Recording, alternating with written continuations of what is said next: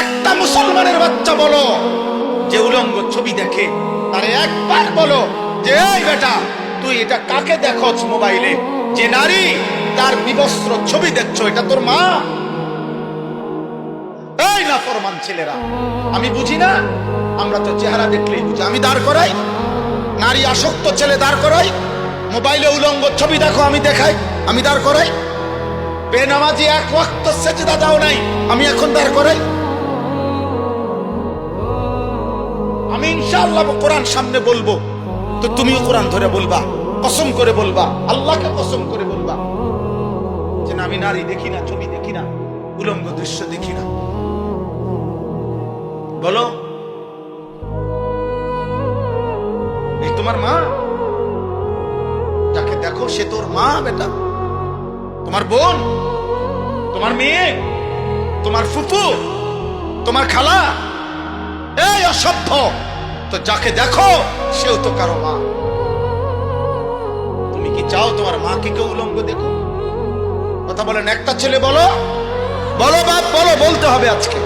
বলো, তুমি চাও তোমার মাকে কেউ বিবস্ত্র দেখো? তোমার বোনকে, তোমার মেয়েকে, তোমার খালাকে, তোমার ফুফুকে?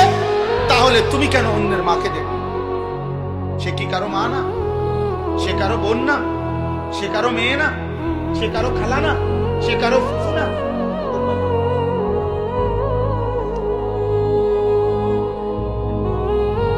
তোমার রক্তে ইনসান নাই? তুমি মানুষ না? তুমি পশু? আল্লাহর নবী সাল্লাল্লাহু আলাইহি সাল্লাম এই কথা বলছেন। এই কথা নবীজি বলছেন। নবীজি, আমি তো বললাম না, রাসূলুল্লাহ সাল্লাল্লাহু আলাইহি সাল্লাম এক যুবককে এই কথা বলছেন।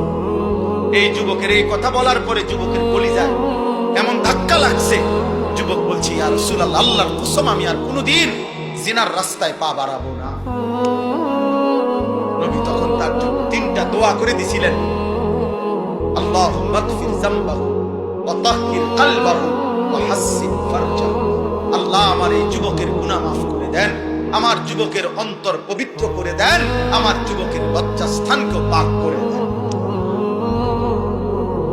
আজ দোয়া করলাম, যদি কোনো যুবক সিদ্ধান্ত নাও এই মাহফিলে বসে আমি আর নারী দেখবো না, ছবি দেখবো না, আব্বা চাহিদা পূরণ হবে। তোমার বাবা দাদা পূর্বপুরুষ বিবাহের মাধ্যমে এভাবে আসছে, তুমি এক বিবাহিত মায়ের সন্তান। আরে বেটা, তোমরা যারা অস্থির ছবি আর নারী উলঙ্গ নাচ গান দেখো, তো তুমি তার থেকে কি চাও? সুযোগ পাইলে তুমি তা করতা, এই তো। তাহলে সুযোগ পাইলে জিনা করতা। এই নারী যদি তোমার কাছে একাকিত্বে আসতো তো কি করতা? ব্যভিচার করতা তার সাথে। তাহলে ব্যভিচারের কারণে যদি সন্তান হতো, তার পরিচয় কি? অথচ তুমি তো এক পবিত্র মা বাবা, স্বামী স্ত্রী, ইসলামের হুকুমে, আল্লাহর হুকুমে এক মা বাবা, এক নারী পুরুষ একত্রিত হওয়ার বরকতে তুমি পৃথিবীতে আসছো। তুমি তো এক পবিত্র মা বাবার পবিত্র সন্তান, তো তুমি কেন অপবিত্র কামনা করো? এর দ্বারা কি তুমি তোমার মাকে অপমান করো না? এর দ্বারা কি তুমি তোমার বোনকে অপমান করো না? এর দ্বারা তুমি কি তোমার মেয়েকে অপমান করো না? আমি অনুরোধ করব, আফসোস করতে হবে বাবা, দুনিয়াতেও আখিরাতেও।